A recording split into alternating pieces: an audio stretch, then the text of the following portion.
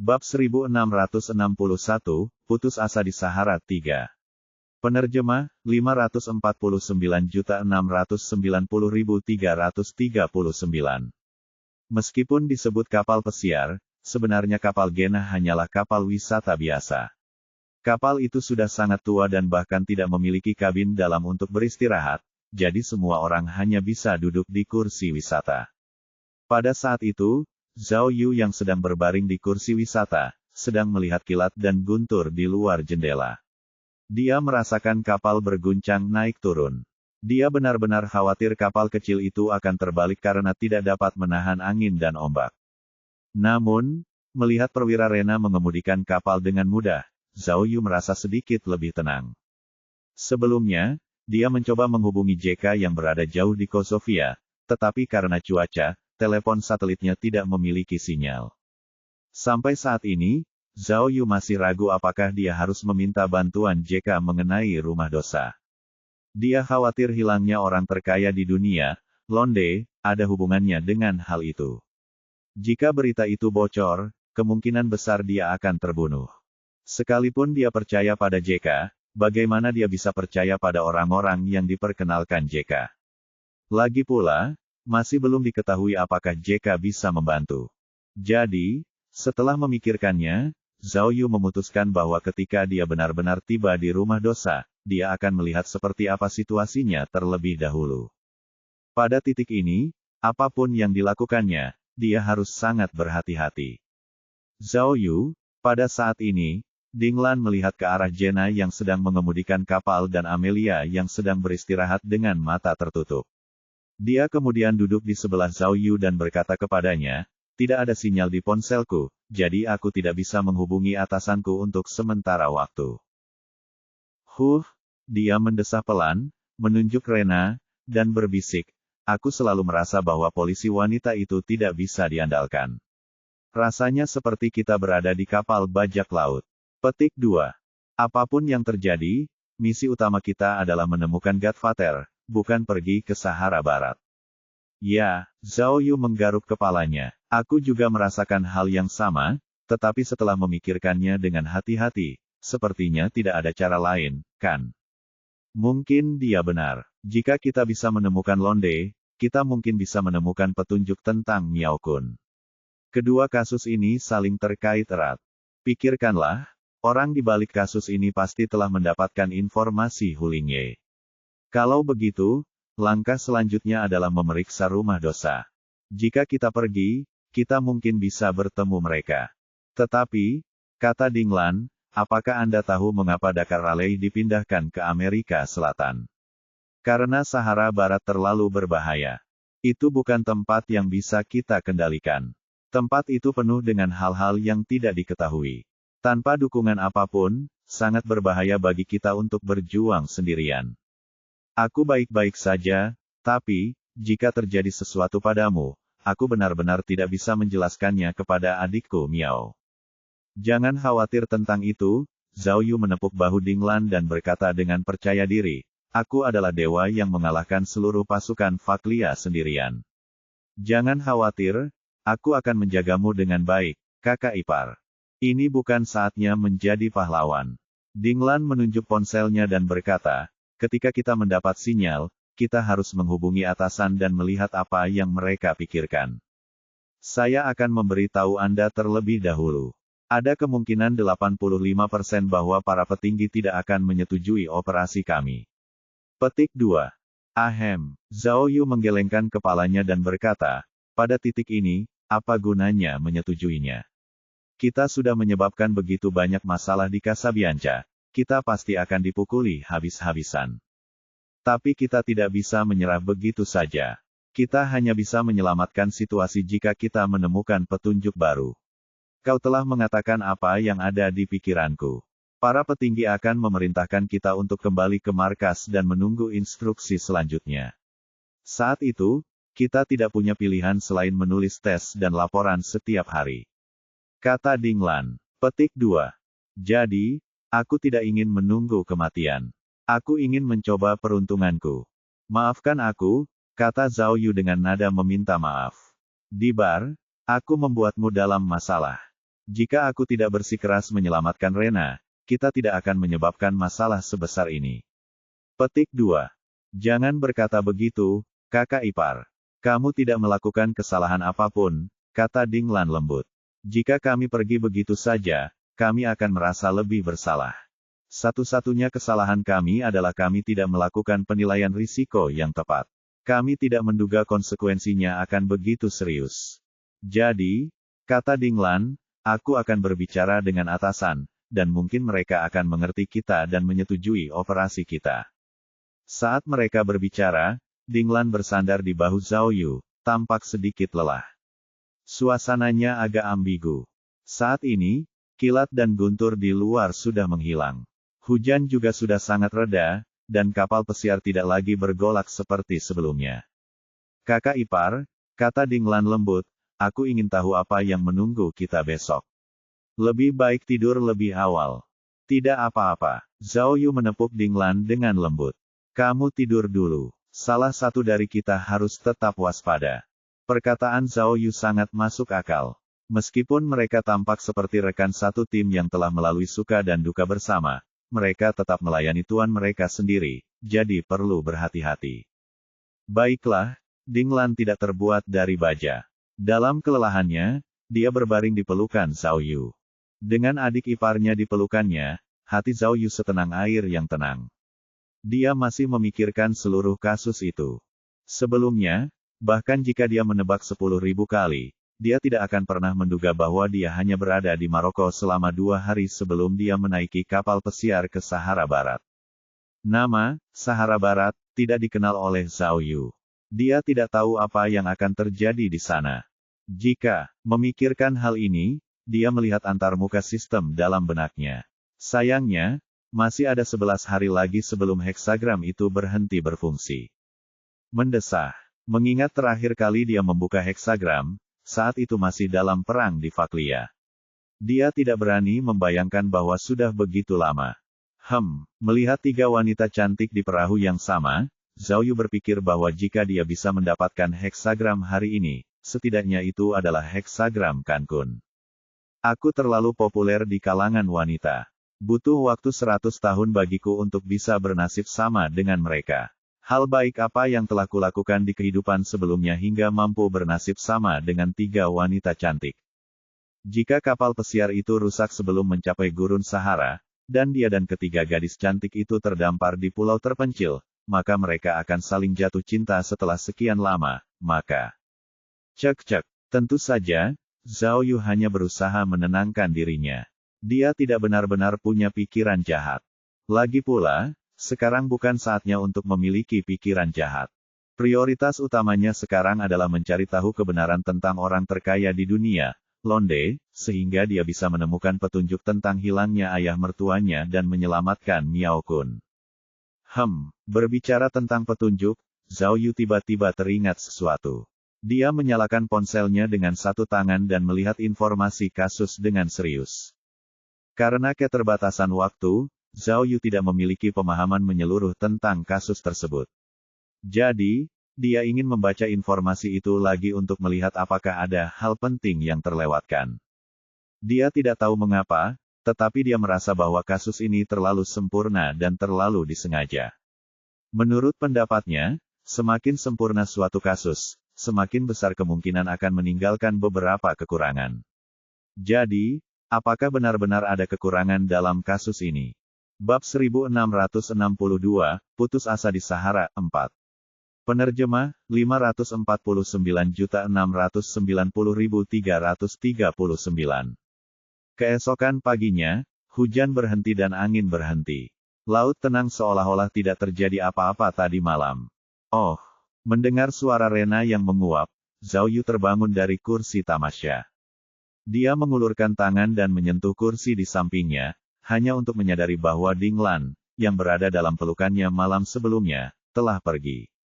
Menengok ke sekeliling kabin, dia mendapati bahwa hanya ada Amiola di kabin, dan perwira Gena, yang mengemudikan kapal, sudah pergi. Amilora sudah bangun. Ia menemukan sebuah bantal dan bersujud di sudut kabin. Ia mungkin sedang melakukan ritual keagamaan. Setelah melihat sekeliling, Zhao Yu akhirnya melihat sosok Ding Lan dan Rena melalui kaca kabin. Kedua wanita itu berdiri di dek sambil mendiskusikan sesuatu. Jadi, Zhao Yu juga bangkit dan berjalan keluar dari kabin. Angin laut terasa sejuk. Begitu dia keluar dari kabin, Zhao Yu bersin. Ia mengangkat kepalanya dan melihat bahwa ada daratan tak jauh di depannya. Namun, daratan itu berwarna keemasan dan tandus. Ini adalah, Zhao Yu menunjuk ke tanah yang jauh dan bertanya, di mana kita? Desa kecil dekat Lisafei, Rena menjelaskan, lalu menyerahkan botol air mineral yang setengah terisi di tangannya kepada Zhao Yu. Hanya tersisa air sebanyak ini. Gunakan saja. Zhao Yu benar-benar haus, jadi dia segera mengambil air mineral dan meminum setengahnya. Zhao Yu, kata Rena, kita tidak bisa pergi ke Ayuan. Itu ibu kota dan pelabuhan terbesar Caesar. Meskipun berada di bawah yurisdiksi Maroko, tetap saja tidak nyaman bagi kita untuk menunjukkan wajah kita di sana mengingat identitas kita saat ini. Casual date is just a click away. Sign up dan start meeting women in your area today. Jadi, dia menunjuk ke daratan di kejauhan, kita hanya bisa berlabuh di sini. Di depan sana ada pelabuhan Lisafei, tapi kita tidak punya dokumen apapun, jadi kita hanya bisa berlabuh di sini dulu. Misi ini lebih sulit dari yang kita duga. Ding Lan menatap pasir di kejauhan dan berkata, kita tidak punya perbekalan, peralatan, senjata, dan transportasi. Rumah dosa berjarak lebih dari 200 km dari sini. 200 km, Zhao Yu membandingkan keduanya dan berkata, tidak terlalu jauh, kan?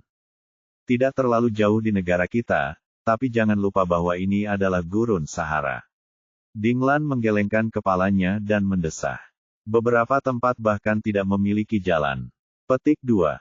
Tidak masalah, kata Zhao Yu sambil mengeluarkan setumpuk dolar AS. Setidaknya kita masih punya uang. Kalau kita butuh sesuatu, kita tinggal beli saja. Tidak ada Taobao di Jingdong. Ding Lan memutar matanya ke arah Zhao Yu dan berkata, Caesar adalah tempat yang buruk. Anda tidak dapat membeli barang dengan uang. Jadi, menurutku, dia menoleh ke Gena dan berkata, sebaiknya kita pergi ke Ayuan dan menyesuaikan diri. Kita bisa membeli peralatan di sana, membuat rencana, dan juga mentransfer uang untuk menyiapkan sejumlah dana. Jangan lupa, misi kita belum selesai begitu kita sampai di rumah dosa. Kita masih harus meretas jaringan internalnya dan mencari informasi. Tanpa dukungan peralatan tertentu, kita tidak bisa melakukannya sama sekali.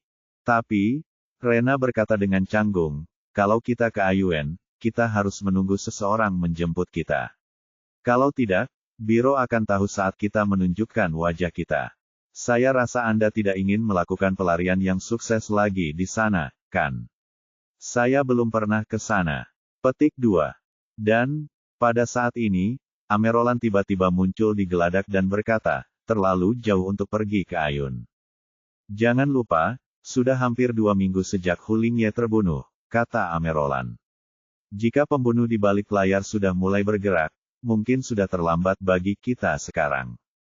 Kau benar, Rena mengangguk dan berkata, ada banyak daerah yang dikuasai militer dari Ayuan hingga Bli Valley.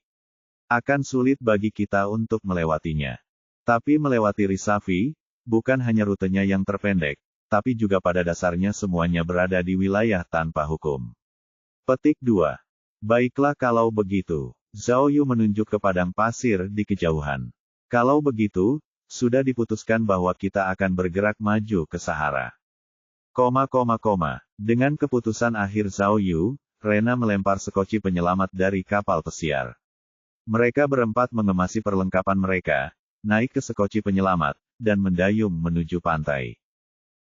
Karena di sini dangkal, kapal pesiar Gena tidak bisa berlabuh, jadi mereka hanya bisa menggunakan sekoci penyelamat untuk mendayung ke sana. Hua-hua, Zhao Yu memegang dayung dan mendayung perahu. Meskipun dikelilingi oleh wanita-wanita cantik, dia tetap merasa seperti penumpang gelap yang melarikan diri. Dulu, tidak peduli apakah itu sedang menyelidiki kasus atau menyelesaikan tugas, Zhao Yu tidak pernah mengalami kesulitan seperti itu. Kecerdasan buatan. Kenapa dia melakukan ini? Ayah mertua, dia mendesah dalam hatinya. Aku melakukan ini untuk menyelamatkanmu. Demi bakti orang tua ini harus hidup. Tidak peduli apapun, kata Dinglan kepada kelompok itu sambil mendayung perahu. Setelah kita sampai di darat, kita harus melakukan perjalanan ke kota Lisafi. Kita setidaknya harus mengisi kembali air dan makanan kita. Kalau tidak, kita tidak akan bisa memasuki gurun. Petik 2. Penting juga untuk menemukan alat transportasi, kata Amiola. Tanpa mobil, sulit untuk bergerak. Kalau begitu, bagaimana kalau kita beli jeep yang bisa masuk ke padang pasir? Usul Zhao Yu. Tidak, Rena buru-buru menolak, kamu harus menabung uangmu. Uang itu punya banyak kegunaan di rumah dosa.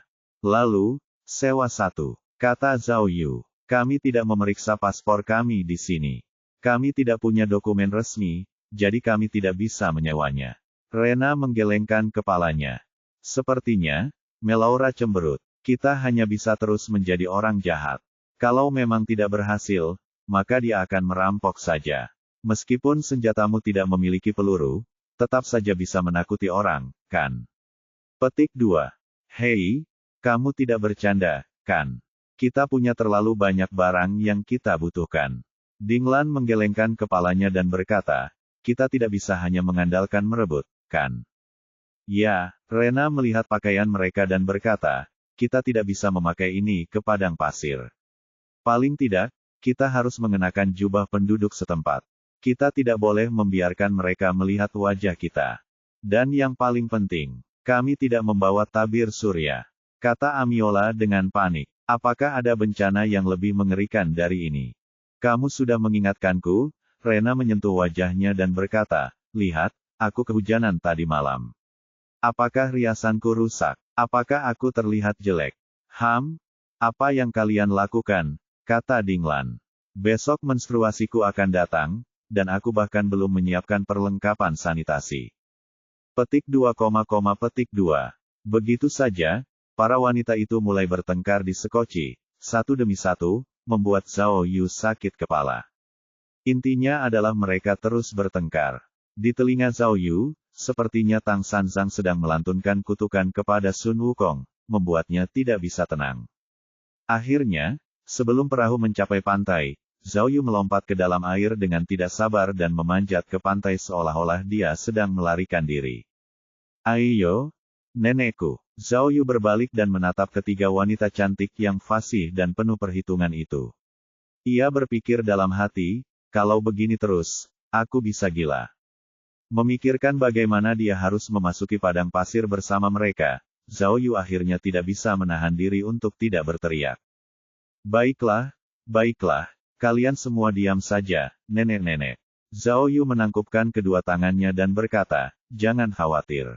Aku akan berusaha sebaik mungkin untuk membantu kalian menyelesaikan masalah kalian. Akan ada roti dan susu, oke. Baiklah, ketiga wanita itu saling memandang, dan Rena adalah orang pertama yang berkata, kami tidak mau roti dan susu. Kami hanya mau tabir surya, atau yang semprot. Saya jatuh. Zhao Yu jatuh ke pantai. Dengung, dengung. Tepat saat Zhao Yu berdiri, sebuah jeep terbuka tiba-tiba melaju di belakangnya dan berhenti di depan Zhao Yu dan yang lainnya. Wah, saya memenangkan hadiah utama. Detik berikutnya, tiga pria lokal berjubah panjang dengan AK-47 di tangan mereka melompat keluar dari mobil. Mereka melihat ke arah tiga wanita di sekoci dan berseru, wanita-wanita cantik. Saya tidak percaya mata saya. Hahaha, yang satunya tertawa terbahak-bahak, lalu mengarahkan pistolnya ke arah Zhao Yu dan berteriak dalam bahasa Arab, orang asing, serahkan wanita dan uangmu. Hahaha. Zhao Yu menatap ketiga perampok itu dan bahkan lebih bersemangat daripada pihak lainnya. Dia segera berbalik dan berteriak pada ketiga wanita cantik itu, apa yang kukatakan? Apa yang kukatakan? Petik 2. Seperti yang kukatakan, roti, susu, oh tidak, mobil dan senjata, seharusnya ada, kan? Wahahaha. Bab 1663, Putus Asa di Sahara, 5. Penerjemah, 549.690.339.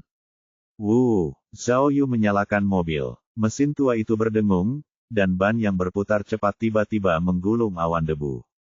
Setelah ketiga wanita cantik itu masuk ke dalam mobil, Zhao Yu menginjak gas, dan jeep itu melaju pergi di atas pasir. Menengok ke pantai, ketiga perampok itu telah ditelanjangi. Ketiga pria dengan wajah bengkak diikat saling membelakangi di pantai. Mereka ingin menangis tetapi tidak ada air mata. Mereka masih belum dapat memahami apa yang baru saja terjadi. Mengapa lelaki dan tiga wanita yang tiba-tiba muncul di pantai itu begitu pandai berkelahi? Dalam sekejap mata, mereka telah merampas AK miliknya dan menghajarnya. Hal yang paling tragis adalah mereka ada di sini untuk rob, tetapi sekarang, bukan hanya mobil dan senjata mereka yang dicuri, tetapi bahkan pakaian mereka pun hilang. Ini terlalu tidak manusiawi. Zhao Yu mengendarai mobil menuju kota pelabuhan kecil bernama Lisawi, merasa sangat puas dengan dirinya sendiri. Tadi, ketika ketiga wanita itu tiba di darat, mereka hanya saling berpandangan, dan mereka berempat menyerang pada saat yang sama, berhasil menaklukkan ketiga perampok itu. Dengan cara ini, mereka memiliki alat transportasi dan senjata yang sudah jadi. Namun, mereka masih kekurangan beberapa kebutuhan yang harus mereka beli di kota. Cepat, kamu harus memakainya, tidak ada ruang untuk diskusi. Rena menyerahkan pakaian yang dirampasnya dan meminta mereka untuk segera menggantinya. Bau ini, tidak ada duanya, meskipun Dinglan adalah agen rahasia yang terlatih, dia masih bingung dengan bau pakaian para perampok itu. Saya tidak mengerti. Mereka tinggal di tepi laut. Apakah mereka tidak mandi atau mencuci pakaian mereka? Bau apa ini? Intinya adalah, Amiola menyadari masalahnya. Kami hanya punya 3 potong pakaian, dan semuanya pakaian pria. Tidak cukup untuk semua orang. Aku akan melakukannya dulu. Rena membagikan, Zhao Yu, Dinglan, dan aku masing-masing akan memiliki 1 set. Dinglan dan aku lebih tinggi, jadi kita bisa berpura-pura menjadi laki-laki. Sedangkan kamu, dia menunjuk ke arah Amiola. Jadilah dirimu sendiri. Pokoknya, kamu mirip dengan penduduk setempat. Hei, apa yang kau katakan? Aurora cemberut. Apakah aku sekelam itu? Tapi itu juga bagus, setidaknya aku tidak harus mengenakan pakaian beraroma ikan asin ini. Hah, Dinglan mencubit hidungnya dan mengeluh, tolong jangan bicara lagi.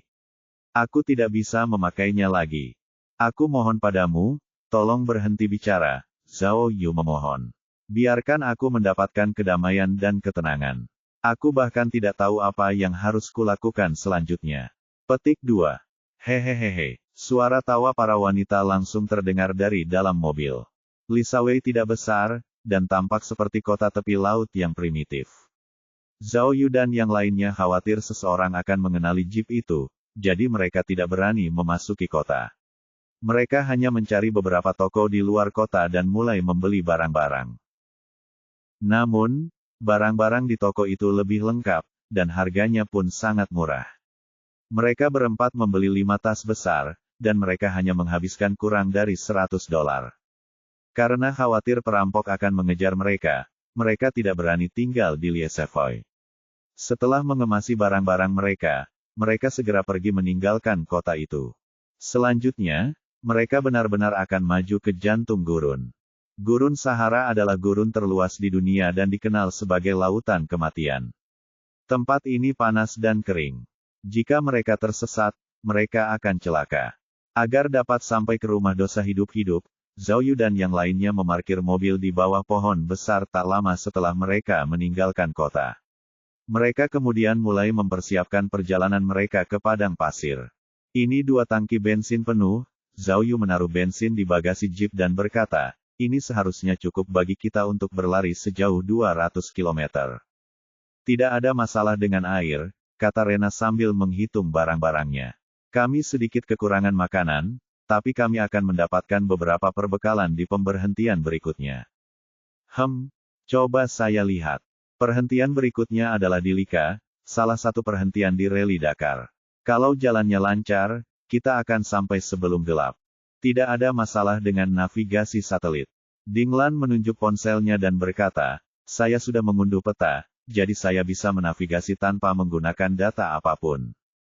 Tapi, dia menepuk 3 senapan yang mereka sita dan berkata, 3 senapan ini semuanya tidak tepat sasaran. Mereka hanya bisa digunakan sebagai tindakan sementara dan tidak bisa digunakan dalam pertempuran profesional. Tuanku, pada saat ini, Amilora merogoh semua sakunya dan menunjuk beberapa botol sambil berkata dengan muram, ini semua adalah produk perawatan kulit biasa, bukan tabir surya. Apakah kamu benar-benar akan membuatku hitam sebelum kamu bahagia? Petik 2. Bintik hitam itu sehat. Dinglan menghiburnya, orang-orang setempat terlahir dengan tabir surya. Mereka tidak menjualnya. Tidak masalah, Rena menyerahkan pakaian wanita yang mereka beli kepada Amelia.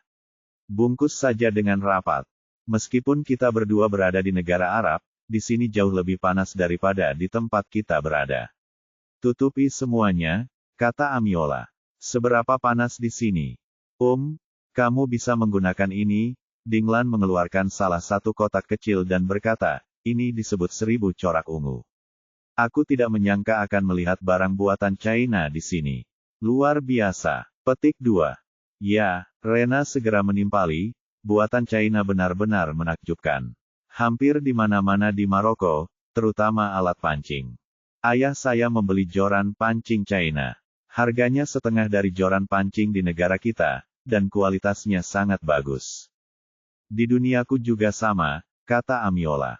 Aku terutama suka salep pendingin dan balsem esensial. Kadang-kadang, aku bahkan bisa menggunakannya untuk menyuap petugas bea cukai. Zhao Yu melirik ketiga wanita yang banyak bicara itu dan bersumpah dalam hatinya bahwa jika mereka masih banyak bicara di padang pasir, dia akan mendorong mereka semua ke bawah dan berhubungan seks dengan mereka terlebih dahulu. Saya merasa petugas Zhao Yu benar-benar beruntung kali ini. Setelah Rena mengikatkan tenda lipat di sisi jeep, dia tiba-tiba berkata kepada orang banyak, kami hanya membeli 1 tenda. Jika kami perlu tidur di alam liar, kami hanya bisa masuk ke dalam 1 tenda dengan 4 orang. Zhao Yu menyeringai namun tidak berkomentar. Hehehe, Dinglan terkekeh. Rena salah. Menurutku, kita bertiga seharusnya yang beruntung, kan? Petugas Zhao. Dinglan menarik Zhao Yu ke samping dan bercanda, jika kami bertiga tidak bisa mengendalikan diri dan melakukan sesuatu kepadamu di malam hari, kamu tidak bisa menyalahkan kami, hehe. Hahaha, mendengar ini, ketiga wanita cantik itu tertawa terbahak-bahak hingga gemetar. Para wanita preman, Zhao Yu berkata dengan tegas dan serius, kalian harus segera menyerah pada ide ini. Aku katakan padamu, aku, Zhao Yu, adalah seorang pria suci yang berkeliling membawa monumen kesucianku. Dengan hanya sedikit dari kalian, jangan pernah berpikir untuk mengambil keuntungan dariku. Petik 2. Zhao Yu berkata dengan rasa benar yang kuat, tetapi dia diam-diam menyeka air liur dari sudut mulutnya dengan tangan kanannya. Dia berharap mobil sialan itu akan mogok secepatnya, sehingga mereka tidak akan dapat mencapai tujuan mereka sebelum gelap. Kemudian, mereka dapat mendirikan tenda di hutan belantara, hehehe. Bab 1664, Putus Asa di Sahara, 6. Penerjemah, 549.690.339. Namun, tidak tahu apakah dia beruntung atau tidak, jangkar yang diharapkan Zhao Yu tidak terjadi. Sekitar pukul 5 sore, mereka tiba di kota Gurun Dilika. Meskipun kotanya kecil, masih ada beberapa hotel dan restoran yang layak di kota ini karena dulu sering diadakan balapan mobil. Selain itu, tempat ini berada di bawah kendali Maroko, jadi relatif aman. Zhao Yu dan timnya dapat membuat beberapa penyesuaian dari sana. Sepanjang perjalanan, matahari terik, cuaca panas, dan jalan bergelombang. Meski mereka berada di dalam jeep, mereka berempat sangat menderita. Zhao Yu merasakan yang terburuk. Sebagai satu-satunya pria, dia bertahan sepanjang perjalanan. Pada akhirnya, dia merasa pantatnya akan patah. Yang lebih tidak tertahankan lagi adalah ketiga wanita itu terus berdiskusi dan berbicara tanpa henti sepanjang waktu, kecuali saat mereka tidur siang di dalam mobil. Bagaimana kami memulai operasi setelah tiba di rumah dosa? Kemudian, mereka mengeluh tentang lingkungan gurun yang keras dan beberapa topik pribadi antara wanita. Zhao Yu merasa pusing, dan dia tidak bisa berhenti mengeluh. Dia ingin menjahit mulut mereka agar tertutup. Dia tidak mengerti mengapa ada begitu banyak topik umum di antara ketiga wanita yang datang dari negara berbeda. Hal yang paling menarik adalah ketika mereka tiba di Dilika dan hendak check-in di hotel terbaik di daerah itu, mereka mengolok-olok Zhao Yu. Rena adalah orang pertama yang menyarankan agar mereka memesan kamar untuk 4 orang. Keempatnya harus tinggal bersama untuk memastikan keselamatan mereka. Amiola berkata bahwa jika mereka berempat tetap bersama, mereka semua akan musnah jika terjadi sesuatu. Oleh karena itu, mereka harus menyiapkan 2 kamar tidur ganda untuk 2 orang agar bisa tinggal bersama sehingga mereka bisa saling menjaga. Ding Lan setuju dengan saran Amiola dan berkata bahwa dia dan Zhao Yu bisa berbagi kamar, sementara Amiola dan Rena bisa berbagi kamar. Akibatnya, kata-kata Ding Lan langsung membuat kedua wanita itu tidak puas. Amiola memimpin dan menarik lengan Zhao Yu, lalu berkata dengan sangat ambigu. Casual date is just a click away. Kita hanya punya satu pria yang berharga. Kurasa aku harus membiarkan dia menemaniku malam ini. Zhao Yu mengerutkan kening. Tidak mungkin. Gena menarik lengan Zhao Yu yang lain dan membalas, tanpa aku, kamu akan tetap ditahan di Casabianca. Aku sudah berkontribusi paling banyak, jadi aku harus diberi penghargaan Zhao Yu. Biarkan dia tidur denganku malam ini. Petik 2. Zhao Yu berkeringat. Jangan melamun. Ding Lan mendorong mereka menjauh, lalu jatuh ke pelukan Zhao Yu. Kita bersama, jadi sudah sepantasnya kita tinggal di kamar yang sama. Atas dasar apa, saat kita sampai di rumah dosa, kau harus mengandalkanku untuk meretas intranet penjara. Petik 2. Jika kamu tidak menyerahkan Zhao Yu kepadaku hari ini, aku akan mogok besok. Aku tidak peduli lagi, Baiklah, petugas polisi Zhao Yu, pilihlah satu. Rena berdiri di depan Zhao Yu, bersikap genit. Ia kemudian menunjuk kedua wanita lainnya dan berkata, mereka sangat pandai berkelahi. Hanya aku yang bisa memberimu kesenangan yang paling lembut. Tidak, kamu terlalu gemuk.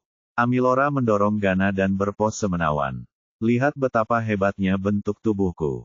Berapa banyak pria yang memimpikannya ini. Petik 2. Baiklah, Zhao Yu menelan ludahnya.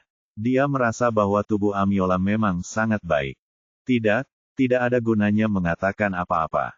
Pada saat ini, Ding Lan berdiri di depan Zhao Yu dan berteriak, Zhao Yu milikku. Kita sudah tidur bersama. Hei, Zhao Yu menjadi gila, dan keringat dingin menetes di punggungnya. Karena kamu sudah memanfaatkanku, sekaranglah saatnya untuk mengubah orang itu. Amiola dan Rena tidak peduli. Mereka melangkah maju dan meraih lengan Zhao Yu lagi. Pria suka mencoba hal-hal baru, bukan? Wahaha. Akhirnya, Zhao Yu tidak dapat menahannya lagi dan tertawa liar seperti biasa. Detik berikutnya, dia mengulurkan tangannya dan memegang Amiola dan Gena secara bersamaan. Dia tertawa hampir gila dan berkata, kalian bertiga telah meremehkanku. Menurutmu aku ini siapa? Bukankah ini merendahkanku? Aku tidak mengerti. Apakah kalian harus berdebat tentang masalah sekecil itu? Bagaimana dengan ini? Dia berkata kepada Ding Lan, nanti saat kita sampai di hotel, kamu bisa memesan kamar dengan 4 kamar atau 2 kamar ganda. Aku mengundangmu untuk menyiksaku sepuasnya. Ini kamar untuk 4 orang, jadi kalian semua bisa menyerangku bersama-sama. 3 burung phoenix dan 1 naga. Ini kamar untuk 2 orang, dan kalian juga bisa bertarung satu sama lain tanpa henti. Jika aku dipanggil nih, aku akan menulis kata, Zhao, mundur mulai sekarang, wahaha. Bagus, hebat sekali. Mendengar kepercayaan diri Zhao Yu, ketiga wanita itu tersenyum puas. Mereka lalu memeluk Zhao Yu dan berjalan masuk ke hotel untuk check-in. Beberapa jam kemudian, pada pukul 11.30 pagi, Zhao Yu sedang duduk di tempat tidur tunggalnya yang kecil di kamarnya yang kecil, terengah-engah dan merajuk. Brengsek, sialan, panda raksasa itu, benar-benar seperti melihat hantu hidup. Dia berani memanfaatkanku untuk mencarinya. Pelacur tak tahu malu ini. Ternyata adegan 3 wanita merampas pria itu semuanya palsu. Begitu tiba di hotel, mereka langsung memesan kamar untuk 3 orang dan kamar single kecil. Mereka tinggal di kamar 3 orang, sementara Zhao Yu tinggal di kamar kecil. Awalnya, Zhao Yu tidak menyadari bahwa dirinya telah ditipu. Setelah makan malam di restoran di lantai bawah, dia segera kembali ke kamar pribadinya, menggosok-gosokkan kedua tangannya, berharap melihat siapa yang akan menjadi orang pertama yang datang dan menghancurkannya. Saat itu, hatinya masih sedikit bimbang. Ia bimbang karena seharusnya ia tidak melakukan kesalahan seperti itu di belakang pacarnya. Namun, dia tidak bisa begitu saja melarikan diri sekarang, bukan?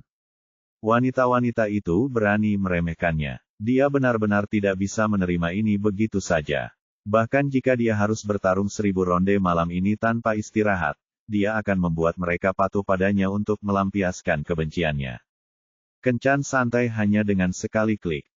Terutama kedua wanita Arab itu.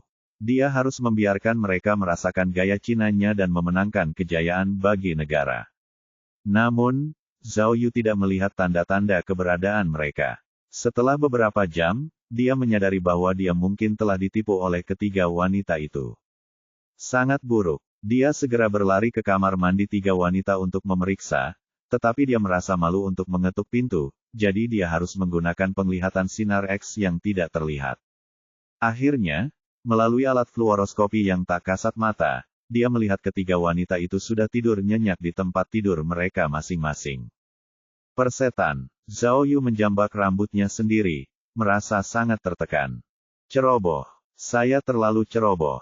Zhao Yu sangat menyesal. Dia telah berburu angsa tahun demi tahun, tetapi sekarang dia dipatuk matanya oleh angsa itu. Saya, Zhao Yu, disebut detektif super. Bagaimana saya bisa tertipu oleh selera yang buruk seperti itu? Wanita-wanita itu terlalu menjijikkan, bukan? Saat itu, Zhao Yu benar-benar ingin menendang pintu hingga terbuka, masuk, menindih ketiga wanita itu di ranjang, dan meniduri mereka. Namun, ketika dia memikirkan keterampilan bertarung Ding Lan dan Amiola, dia pun menyerah pada ide itu. Keesokan paginya, Zhao Yu bangun dari tempat tidur dan turun ke bawah untuk sarapan. Sebelum dia mencapai lantai pertama, dia sudah bisa mendengar suara tawa 3 wanita yang seperti lonceng. Hahaha, hehehehe, lucu sekali. Amiola tertawa histeris. Kurasa dia tidak tidur tadi malam. Kurasa, Rena memberi isyarat, dia tidak akan bisa menahan diri. Mungkin dia akan keluar dan mencari seorang wanita, hehehe, seorang gadis kulit hitam. Hahaha, suara tawa wanita itu bergema di seluruh ruang makan, tapi wajah Zhao Yu menjadi gelap. Kamu sendiri yang meminta ini. Nanti, jangan salahkan aku karena bersikap kejam. Lihat saja bagaimana aku akan menghadapimu. Bab 1665, Putus Asa di Sahara 7. Penerjemah, 549.690.339. Dari kota kecil bernama Dilikari ke rumah dosa, jarak yang tersisa kurang dari 100 km. Mereka berempat membeli beberapa kebutuhan sehari-hari dan memulai perjalanan keesokan harinya. Pagi harinya, perjalanan mereka berjalan relatif lancar. Namun, saat jeep meninggalkan wilayah terlarang Maroko, mereka menyadari bahwa akan jauh lebih sulit untuk mencapai rumah dosa tersebut daripada yang mereka bayangkan. Jumlah kendaraan yang melintas di jalan utama berangsur-angsur bertambah. Apalagi, sebagian besar adalah mobil jeep dengan ciri khas pasukan bersenjata setempat. Seringkali ada sekelompok besar penduduk setempat di dalam mobil dengan senjata di tangan mereka. Tatapan mata mereka tajam dan meresahkan. Seiring berjalannya waktu, semakin banyak pos penjaga yang didirikan oleh angkatan bersenjata setempat. 2 pos penjaga bahkan menghentikan mobil Zhao Yu dan memeriksanya. Beruntung Rena sangat ahli dalam hal ini dan akhirnya berhasil menipunya dengan $2 AS. Namun, mereka tidak memiliki izin lokal, dan jelas bahwa mereka bukan penduduk lokal. Jika ini terus berlanjut, cepat atau lambat mereka akan mendapat masalah. Setelah mempertimbangkan dengan matang, mereka hanya bisa berhenti di sebuah kota gurun yang berjarak 30 km dari rumah dosa dan mulai bertanya-tanya. Kota itu tidak punya nama. Kota itu penuh dengan rumah-rumah bata lumpur yang sederhana dan kasar, yang tampak relatif terbelakang. Banyak sampah di depan dan belakang rumah, dan banyak anak-anak berpakaian compang camping bermain di sampah itu. Tak lama kemudian, Rena dan Amerola mendengar tentang rumah dosa dari para penghuni di sini. Mereka tidak menyangka situasinya akan lebih parah dari yang mereka bayangkan. Ternyata hanya ada satu jalan gurun yang menuju ke rumah dosa. Namun, karena sifat khusus rumah dosa, jalan itu dipenuhi pos pemeriksaan, dan hanya mereka yang memiliki izin khusus yang bisa melewatinya. Yang lebih buruk adalah karena semakin banyaknya tahanan penting yang dikurung di rumah dosa dalam beberapa tahun terakhir, tempat itu telah menjadi area yang dikontrol militer. Baik bagian dalam maupun luar penjara dimiliterisasi dan ditutup, dan orang asing sama sekali tidak bisa mendekatinya. Dengan kata lain, Zhao Yu dan yang lainnya akan kesulitan bahkan untuk mendekati rumah dosa, apalagi meretas jaringan penjara untuk mencari informasi. Akibatnya, situasinya tidak diragukan lagi menjadi suram. Jika mereka ingin melanjutkan misi tersebut, mereka harus mengambil risiko besar untuk mencapainya. Di sini, Gana membuka peta di ponselnya dan berkata kepada semua orang, kita bisa melewati padang pasir, lalu mendirikan kemah di dekat rumah dosa, lalu mencari cara untuk menyelinap masuk dan mencari informasi. Tapi, kata Amiola, gurun di sini penuh dengan pasir hisap. Berbeda dengan tempat lain, mobil kami tidak bisa masuk sama sekali. Kalau begitu kita jalan kaki saja, usul Dinglan. Lagi pula jaraknya kurang dari 20 km lagi. Tidak, ini Sahara. Rena berkata dengan hati-hati, kita harus membawa begitu banyak peralatan. Tidak mungkin untuk masuk dengan berjalan kaki. Tapi, aku sudah memikirkannya, kata Rena, mengalihkan topik pembicaraan. Kita bisa menyewa beberapa unta dari penduduk setempat. Ini satu-satunya alat transportasi yang bisa kita gunakan. Unta. Zhao Yu merasa bahwa ini adalah pengalaman baru. Lalu, Dinglan berpikir sejenak, lalu mengangguk. Baiklah, aku setuju. Dari situasi saat ini adalah satu-satunya pilihan kita. Tapi, kata Amiola, kita tidak boleh terlalu dekat dengan penjara, karena pasti ada tim patroli di dekat penjara. Aku tidak khawatir tentang itu, kata Rena. Lagi pula, kalian berdua orang Asia. Begitu kalian tertangkap oleh patroli, kami akan berpura-pura menjadi turis yang tersesat. Yang paling dibutuhkan penduduk setempat adalah uang, seperti saat kami melewati pos penjaga. Kami hanya perlu memberi tip untuk menyelesaikannya. Baiklah kalau begitu, Amerola mengangguk. Aku setuju. Karena ketiga wanita cantik itu sudah setuju, Zhao Yu tidak punya alasan untuk menolak mereka. Jadi, Rena segera mengambil catatan Zhao Yu dan mendiskusikan penyewaan unta itu dengan Amiola. Zhao Yu, memanfaatkan kesempatan ini, Dinglan segera mendatangi Zhao Yu dan bertanya kepadanya, Kakak Ipar, bagaimana kalian bisa selamat tadi malam? Apakah kalian menggunakan tangan kalian untuk menyelesaikannya? Pergi, apakah ini yang seharusnya dikatakan seorang kakak ipar? Zhao Yu melotot ke arah Dinglan, lalu berkata dengan serius, dengan pengendalian diri kakak iparmu, bagaimana mungkin dia bisa melepaskan prinsipnya hanya karena 3 wanita? Sejujurnya, aku melihat kalian bersenang-senang kemarin. Aku hanya ikut bermain bersama kalian. Kemarin, ketika aku kembali ke kamarku, aku mengunci pintu dan pergi tidur. Benarkah? Tentu saja, Dinglan tidak mempercayainya. Dia menyilangkan tangannya dan berkata, tapi sejujurnya, kakak ipar. Kedua wanita ini sangat licik. Aku sangat berharap kamu bisa menekan mereka dan menyelesaikannya dengan benar. Aku berjanji tidak akan memberitahu adikku Miao Ying. Pergilah ke neraka. Zhao Yu tidak tergerak dan berkata, bagaimana bisa semudah itu? Oh tidak, siapa yang tidak ingin meniduri mereka? Oh tidak, siapa yang ingin meniduri mereka? Saya punya tunangan, bagaimana saya bisa main-main? Petik 2. Baiklah, lakukan sesukamu. Dinglan menurunkan lengannya dan berkata dengan hati-hati, ngomong-ngomong, aku sudah menghubungi petugas Li Jing dan memberitahunya tentang pertemuan kita. Aku tidak menyangka dia begitu mempercayaimu hingga menyetujui operasi kita. Dia bahkan menyuruh kita untuk segera melapor padanya begitu kita mengetahui sesuatu tentang hilangnya Godfather. Petik 2. Jika sendi, lutut, dan paha Anda terasa sakit, baca ini. Anda wajib minum ini, agar tensi 120/80 dan pembuluh darah bersih. Hehe, tentu saja Li Jing percaya padaku, kata Zhao Yu sambil tersenyum bangga. Dulu, tidak peduli misi apa yang telah kuselesaikan, aku tidak pernah mengecewakannya. Maroko, mereka akan mengirim seseorang untuk menengahi, kata Dinglan. Mungkin situasinya tidak seserius yang kita kira. Jadi, mari kita fokuskan semua energi kita pada penjara gurun untuk saat ini. Zhao Yu mengangguk, tetapi pikiran gelisah melintas di benaknya. Dia terus merasa bahwa dia telah mengabaikan sesuatu yang penting. Hai, Dinglan. Pada saat ini, Gena tiba-tiba melambaikan tangan ke arah Dinglan dari kejauhan. Kemarilah dan lihat, ada jilbab yang cukup bagus di sini.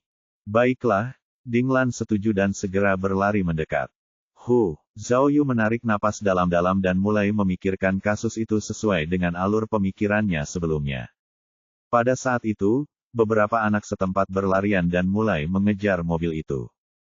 Zhao Yu khawatir dengan barang-barang di kereta, jadi dia kembali ke jeep untuk mengurusnya. Akibatnya, salah seorang anak laki-laki yang sedang memegang botol obat kecil tiba-tiba terjatuh. Tutup botol pecah dan sejumlah besar serangga hitam berhamburan keluar.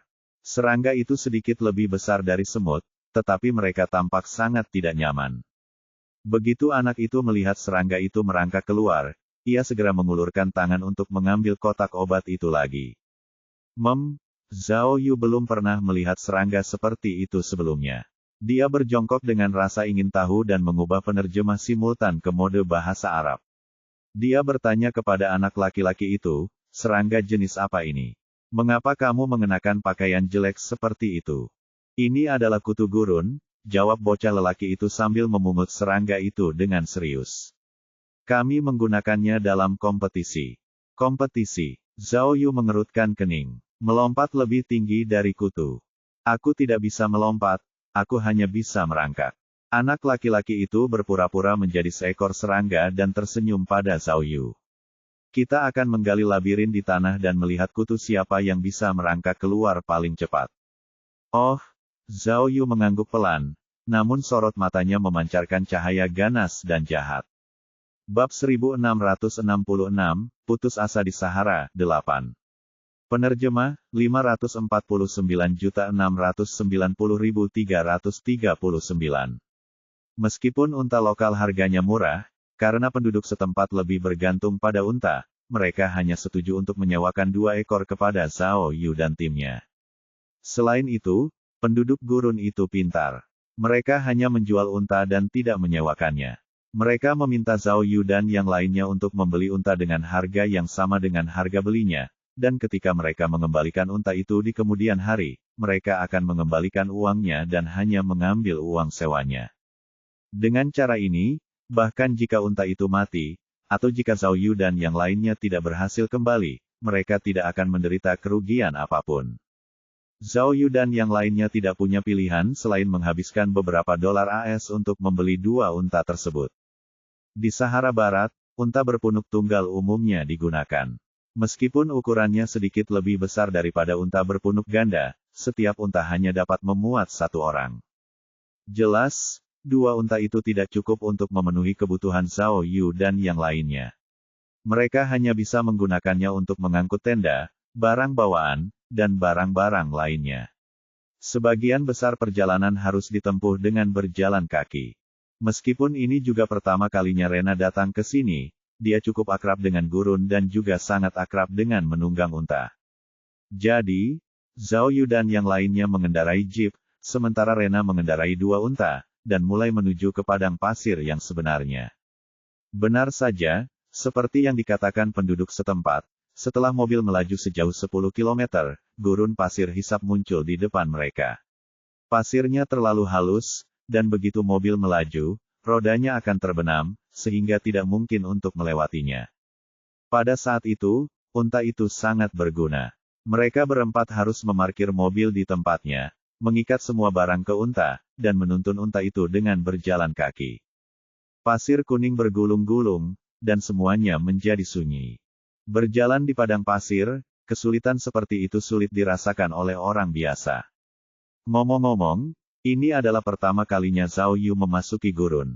Dia tidak menyangka bahwa pertama kalinya dia memasuki gurun adalah di Sahara yang paling terkenal di dunia. Yang mengejutkannya adalah dia mengira tidak akan sanggup menahan panasnya gurun dan akan basah kuyup oleh keringat. Ternyata, cuaca tidak sepanas yang dibayangkannya. Karena angin selalu bertiup di padang pasir, perasaan itu masih bisa diterima. Meskipun ia banyak berkeringat di sepanjang jalan, itu belum mencapai tingkat yang tak tertahankan. Namun, meskipun suhunya dapat diterima, berjalan di padang pasir yang tandus seperti itu merupakan tugas yang sulit. Pasir di bawah kakinya sangat lembut, dan butuh banyak tenaga untuk menginjaknya. Butuh tenaga 2 kali lebih banyak daripada berjalan di jalan biasa. Selain itu, gurun pasir hisap ini bukanlah dataran datar. Gurun ini dipenuhi bukit-bukit dengan berbagai ukuran, dan melintasi bukit-bukit ini niscaya akan menghabiskan lebih banyak kekuatan fisik. Juga, meskipun Zhao Yu bersenjata lengkap, pasir halus masih ada di mana-mana. Setelah berjalan sebentar, pasir halus akan meresap ke dalam sepatunya, membuat kakinya terasa sangat tidak nyaman. Setelah waktu yang lama, pasir halus itu pasti akan terbentuk. Zhao Yu harus membersihkan sepatunya setelah berjalan beberapa saat. Berjalan seperti ini tentu saja sangat melelahkan secara fisik dan mental. Mereka telah berjalan sepanjang sore dan hanya berjalan sekitar 6 hingga 7 kilometer. Sebelum gelap, Zhao Yu dan 3 orang lainnya menemukan tempat yang cocok untuk mendirikan tenda, lalu menyalakan api untuk memasak dan makan makanan sederhana. Seperti yang dikatakan Rena, mereka hanya menyiapkan satu tenda. Tidak peduli apapun, Zhao Yu akan tinggal bersama ketiga wanita cantik itu malam ini. Namun, meskipun hanya ada satu tenda, tenda itu berukuran sedang dengan area yang relatif luas. Setelah dibuka, tenda itu masih relatif luas, dan 4 orang bisa tidur di dalamnya. Peralatan mereka dibeli dari tempat yang tidak profesional. Mereka tidak membeli peralatan profesional seperti kantong tidur atau matras. Mereka hanya menggunakan selimut sederhana untuk berbaring di lantai, lalu setiap orang memiliki selimut tipis untuk menghangatkan diri. Perbedaan suhu antara siang dan malam di gurun sangat besar. Pada malam hari, suhu turun drastis dan sangat dingin. Jadi, ini tidak diragukan lagi merupakan kesempatan yang bagus bagi Zhao Yu untuk kembali. Dia dapat memanfaatkan kesempatan itu untuk memberikan kehangatan kepada para wanita cantik dan tidur bersama mereka. Dan, dia melihat botol obat kecil di tangannya dan dengan senang hati berpikir bahwa dia memiliki senjata rahasia baru yang dapat membuat mereka secara otomatis menanggalkan pakaian. Hehehehe, hahaha, hahaha. Hati Zhao Yu dipenuhi dengan kejahatan, dan dia tertawa semakin gila. Saat itu, ketiga wanita itu kembali dari luar tenda dan melihat senyum jahat Zhao Yu. Ketiga wanita itu berkata bahwa mereka pergi keluar untuk melihat bintang-bintang, tetapi sebenarnya mereka hanya mencari tempat untuk buang air. Pada saat itu, ketika mereka melihat Zhao Yu tertawa terbahak-bahak di perutnya, ketiga wanita cantik itu semua menunjukkan ekspresi curiga dan waspada, seolah-olah mereka sudah menduga bahwa Zhao Yu sedang melakukan hal yang tidak baik. Baiklah, ini, Zhao Yu tiba-tiba merasa malu. Dia segera mengeluarkan ponselnya dan menunjuknya sambil menjelaskan, bukankah video ini terlalu lucu? Hahaha. Tawa Zhao Yu malah membuat suasana menjadi semakin canggung. Aneh sekali, Dinglan menyilangkan tangannya dan mengerutkan kening. Ponselmu ada sinyal lagi. Daya listriknya terbatas, jadi sebaiknya kita hemat saja. Dinglan benar. Meskipun ponsel mereka dibuat khusus oleh dinas rahasia, mereka tetap tidak dapat menerima sinyal apapun di padang pasir. Saya pikir, Amelia mengambil selimutnya dan menjauh sejauh mungkin dari Zhao Yu, lalu berkata, petugas Zhao pasti sedang berbuat jahat. Sebaiknya saya menjauh darinya. Tidak masalah, kata Rena sambil tersenyum. Kami bertiga wanita, dan kalian berdua juga agen khusus. Apa kau takut tidak bisa mengalahkan pria? Meskipun dia mengatakan ini, Rena masih menyingkirkan selimutnya dari Zhao Yu. Zhao Yu merasa semakin malu. Kalian semua berbicara dengan sangat baik kemarin, dan bahkan mengatakan bahwa kalian akan bergiliran menodaiku. Sekarang aku akan serius, apakah kalian semua takut? Aku paling benci wanita yang tidak menepati janjinya. Lihat bagaimana aku akan menyiksamu malam ini. Tidak masalah, tidak masalah.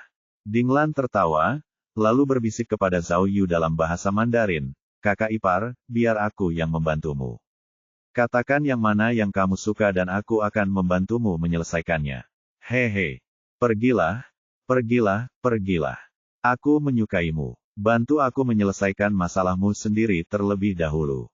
Untuk menutupi sisi jahatnya, Zhao Yu menyalakan teleponnya dan berkata dengan serius, aku hanya mempelajari kasusnya. Aku sedang mempelajari kasusnya, oke. Saya pikir masih ada celah besar dalam kasus ini, dan celah besar ini sangat penting untuk operasi kita selanjutnya. Benarkah? Dinglan tidak mempercayainya. Lalu apa yang kau tertawakan tadi? Kau menemukan petunjuk baru. Oh, mendengar perkataan Zhao Yu, Rena sepertinya mencium sesuatu dan segera maju untuk bertanya, petugas Zhao Yu, apakah Anda masih menyelidiki kasus pembunuhan Hu Lingye? Apa yang Anda temukan? Benar sekali. Begitu melihat Rena, Zhao Yu tiba-tiba teringat sesuatu dan bertanya, petugas Rena, saya ingin berbicara dengan Anda tentang kasus ini. Seberapa jauh kalian sudah melakukan investigasi di Maroko? Rena mengedipkan matanya yang besar, jelas sedang mempertimbangkan pertanyaan Zhao Yu. Faktanya, meski sudah menjadi kaki tangan, mereka belum tenang dan belum membicarakan kasus ini dengan baik. Baiklah kalau begitu. Jadi, Rena duduk di sebelah Zhao Yu dan berkata, sejujurnya, kami telah memeriksa semua kamera pengintai di dekat Hotel New Moon. Kami tidak menemukan kendaraan atau orang yang mencurigakan. Pembunuhnya memang yang paling profesional yang pernah saya lihat. Tidak apa-apa, tidak apa-apa, ketika sampai pada kasusnya, Zhao Yu segera bersemangat dan berkata dengan tergesa-gesa, kalau begitu ceritakan padaku semua detail kasusnya. Mungkin kelemahan si pembunuh ada pada detail ini. Bab 1667, Putus Asa di Sahara, 9. Penerjemah, 549.690.339. Baiklah, karena kamu ingin bicara, Rena tampaknya telah menunggu Zhao Yu untuk jujur padanya, jadi dia bertanya, kalau begitu katakan padaku terlebih dahulu, apakah orang yang membunuh Hu Lingye adalah Miao Kun yang hilang? Peluru itu adalah Colt 9 mm khusus. Seperti yang kita semua tahu, ini adalah pistol yang biasa digunakan oleh FBI, tapi, Gena merentangkan tangannya. Jika seorang agen Amerika Serikat membunuh seseorang, mereka tidak akan menggunakan senjata mereka sendiri.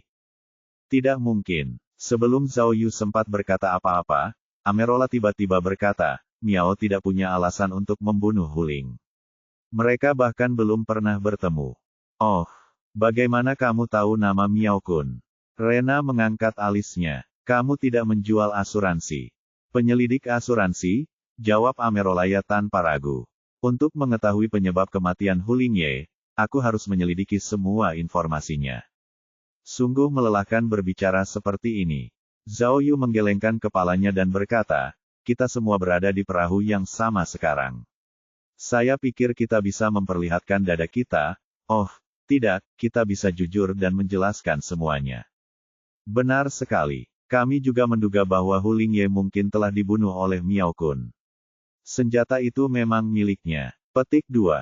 Zhao Yu, Dinglan mengerutkan kening.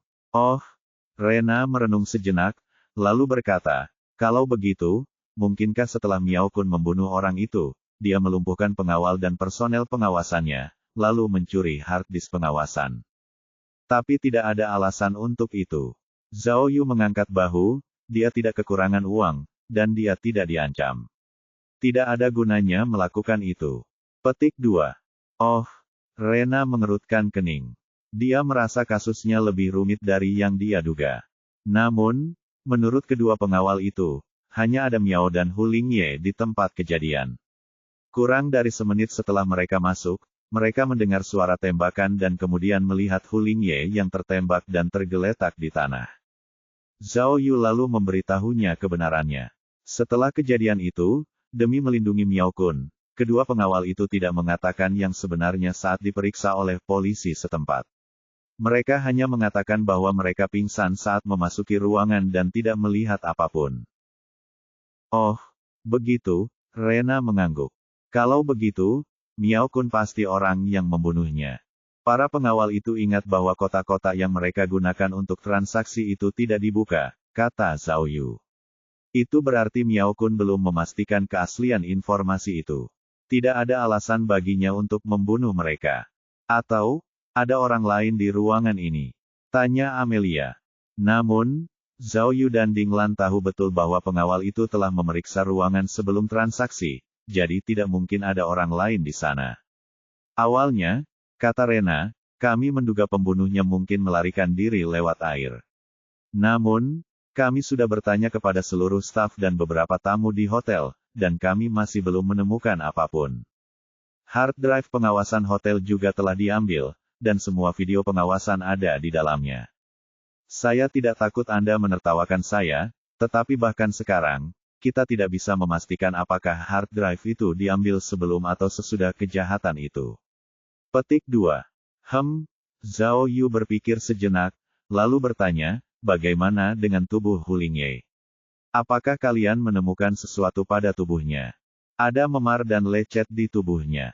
Dia mungkin melakukan sedikit perlawanan sebelum terbunuh, atau dia jatuh dan terbentur, jawab Rena. Tapi, dia tidak melakukan kontak fisik apapun dengan Miao Kun. Itu pasti tertinggal sebelum dia bertemu dengannya. Zhao Yu melanjutkan, lalu, bagaimana dengan tes darahnya? Apakah ada tanda-tanda dia tidak sadarkan diri? Tidak, Rena bingung. Aku tidak mengerti. Apa maksudmu dengan itu? Jika dia pingsan, bagaimana dia bisa membuat kesepakatan dengan Miao? Baiklah, aku akan jujur padamu, kata Zhao Yu sambil melambaikan tangannya. Kamu juga harus mendapatkan sesuatu yang berguna. Mungkinkah kamu benar-benar tidak menemukan apapun setelah menyelidiki begitu lama? Jujur saja, kata Rena, yang paling kami pedulikan bukanlah Hu Lingye atau Miao Kun, tapi orang terkaya di dunia yang hilang, Londe. Kalian harus tahu apa artinya jika Londe benar-benar ada di Maroko. Itulah sebabnya atasan mengirimku ke sini untuk menyelidiki. Mendesah. Setelah menghela nafas, Zhao Yu menunggu Rena melanjutkan, tetapi Rena tidak mengatakan apapun. Tidak mungkin. Tidak ada lagi, tanya Zhao Yu. Tidak lagi, jawab Rena, aku sudah menceritakan semua yang aku tahu. Demi Tuhan, aku bersumpah. Zhao Yu sangat tertekan. Dia mengira bisa mendapatkan petunjuk baru dari Rena, tetapi dia tidak menyangka bahwa Rena tidak tahu banyak tentangnya.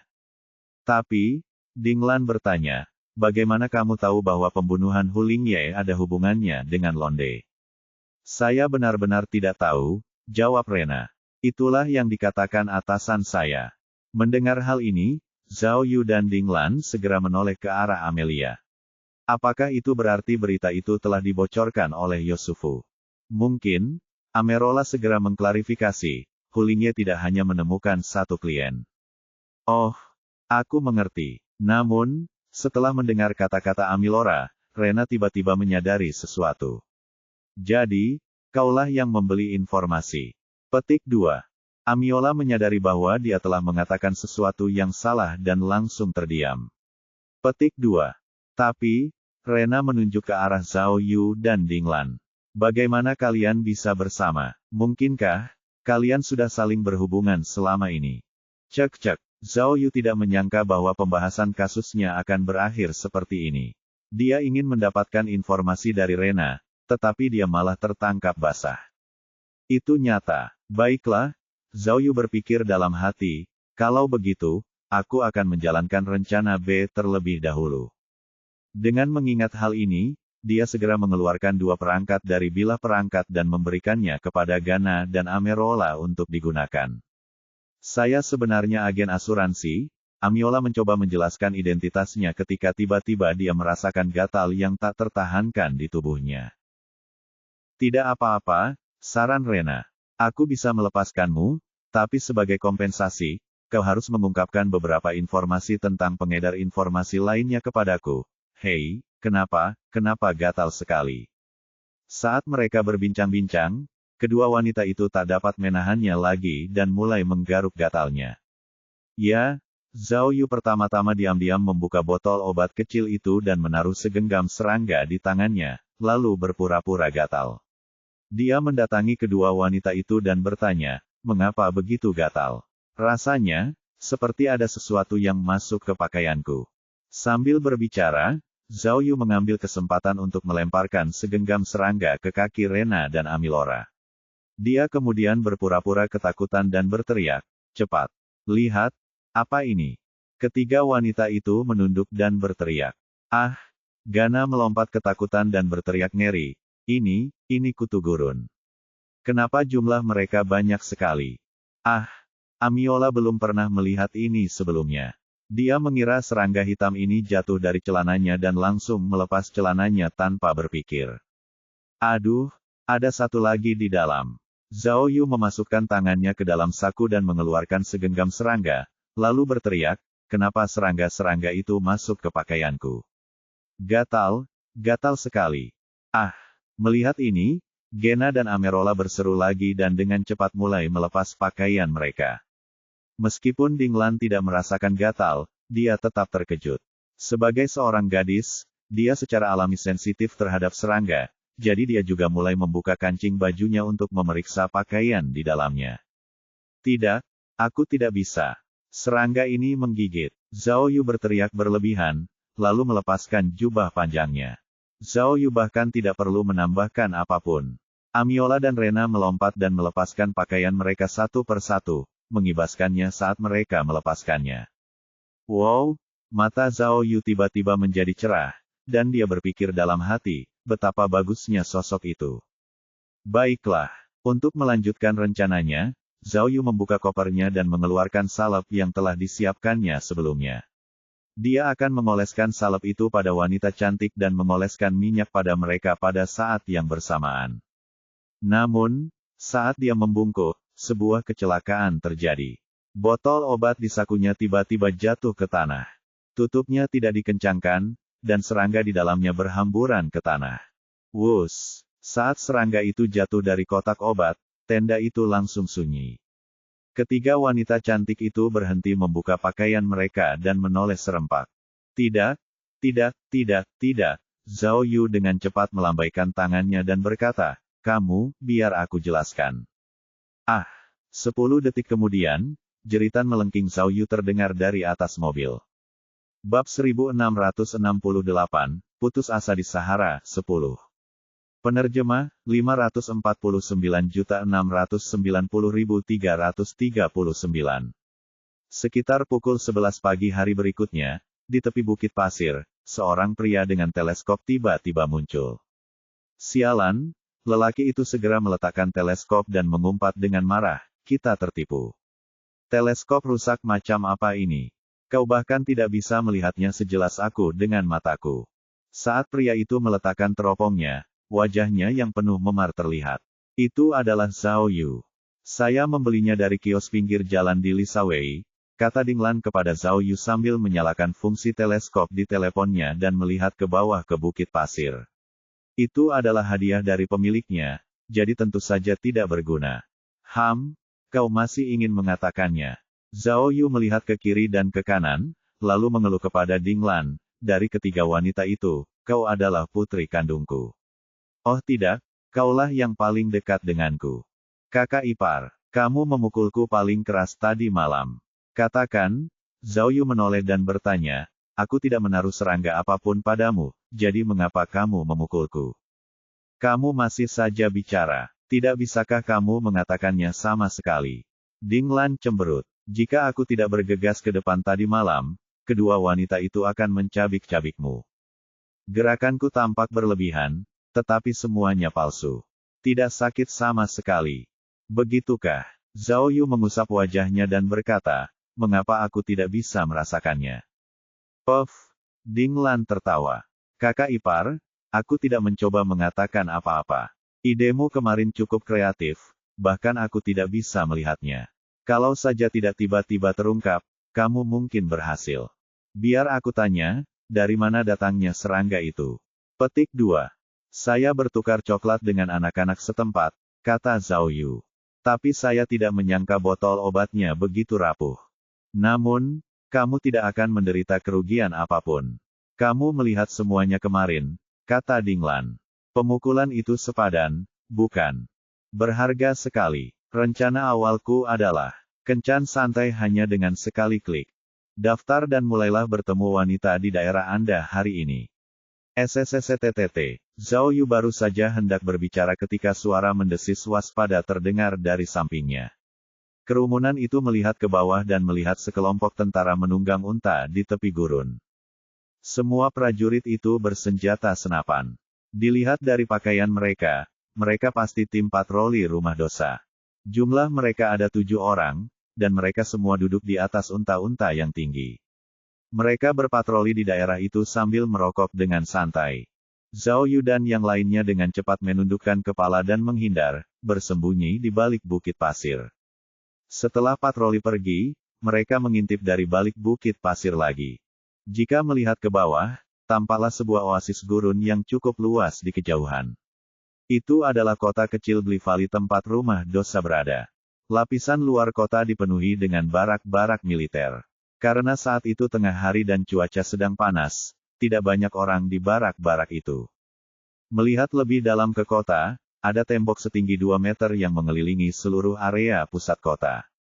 Ada kawat berduri di dinding, dan ada menara penjaga tak jauh dari sana. Ada tentara yang bertugas di setiap menara penjaga. Dari sini, dapat diketahui bahwa di dalam tembok itu terdapat penjara gurun yang legendaris, rumah kejahatan. Oh, melihat situasi di kejauhan, Zhao Yu mengangguk tanpa suara. Tampaknya apa yang disebut rumah kejahatan ini tidak semaju yang dia kira.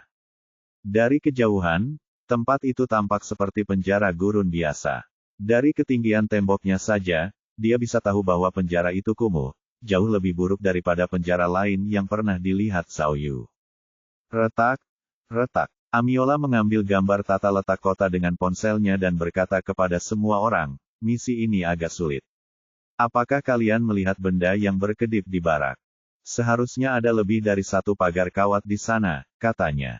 Jika kita ingin menyelinap masuk, itu tidak akan semudah yang kita pikirkan. Dan, kata Rena, kita harus mencari tahu tata letak dan struktur barak-barak ini. Mungkin informasi tentang penjara ada di salah satunya. Benar, kata Ding Lan. Jika ini adalah misi biasa, kita bisa menangkap 1 orang hidup-hidup untuk dimintai keterangan. Namun, kita tidak tahu apa yang sedang terjadi sekarang. Saya khawatir tidak tepat untuk menangkapnya dengan gegabah. Petik 2 petik 2 petik 2. Lihat, pada saat ini, Amerolaya memperhatikan situasinya dan buru-buru mengingatkan semua orang untuk memperhatikan. Semua orang menoleh dan melihat sebuah mobil penjara tua melaju dari satu-satunya jalan menuju rumah dosa. Ketika mobil tahanan berhenti di pintu masuk, seorang tentara langsung naik untuk memeriksa identitas pengemudi. Kemudian, beberapa tentara masuk ke dalam mobil tahanan untuk memeriksa. Setelah 5 hingga 6 menit memeriksa, mobil tahanan langsung melaju ke penjara. Tahanan baru, kata Rena, lalu melanjutkan mencari mobil tahanan. Ia melihat mobil tahanan itu sudah melaju ke dasar penjara dan melewati pemeriksaan ketat sebelum akhirnya masuk ke dalam penjara. Oh tidak, melihat ini, Rena menggelengkan kepalanya dengan lembut. Jika memang begitu, itu setara dengan para tahanan yang diterima dari penjara. Dengan kata lain, informasi tentang para tahanan, serta arsip-arsip penjara, semuanya ada di dalam penjara. Bukankah mereka mengatakan, Ding Lan bertanya, bahwa kita akan meretas jaringan internal mereka. Intinya adalah, Lola Mei cemberut dan berkata, melihat penampilan mereka yang lusuh, aku khawatir mereka tidak memiliki komputer dan internet. Kalau masih dalam keadaan asli dan semuanya adalah dokumen, maka akan sulit bagi kita untuk melakukannya. Aku hanya bisa menyelinap ke penjara dan membaca informasinya. Tes-tes. Tunggu, Ding Lan tidak setuju. Jangan lupa satu hal, jika informasi tentang rumah dosa tidak ada di internet, bagaimana Hu Lingye bisa menemukannya? Itu benar, Rena mengangguk. Mungkinkah? Amerola menebak, Hu Lingye menyuap seseorang di penjara. Apakah orang itu memberinya informasi? Tidak ada gunanya mengatakan semua ini sekarang.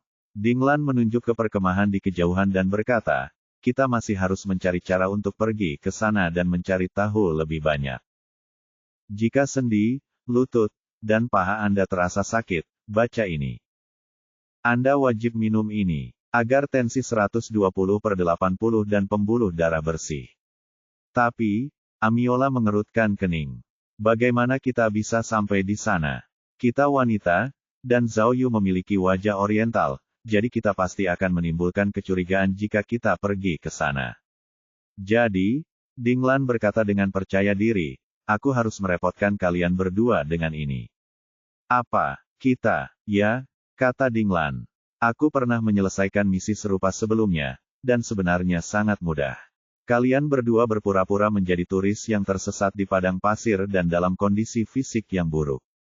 Lalu, kalian semua akan langsung menuju ke kamp militer untuk mencari bantuan, dan kemudian berpura-pura pingsan. Dengan cara ini, orang-orang di kamp pasti akan menerima Anda untuk berobat, dan Anda dapat memanfaatkan kesempatan ini untuk mendekati mereka dan menanyakan informasi.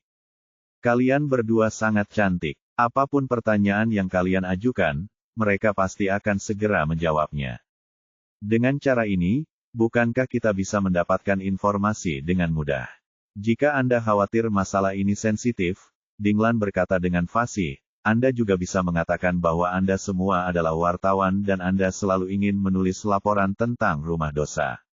Dengan begitu, masalah ini tidak akan sensitif.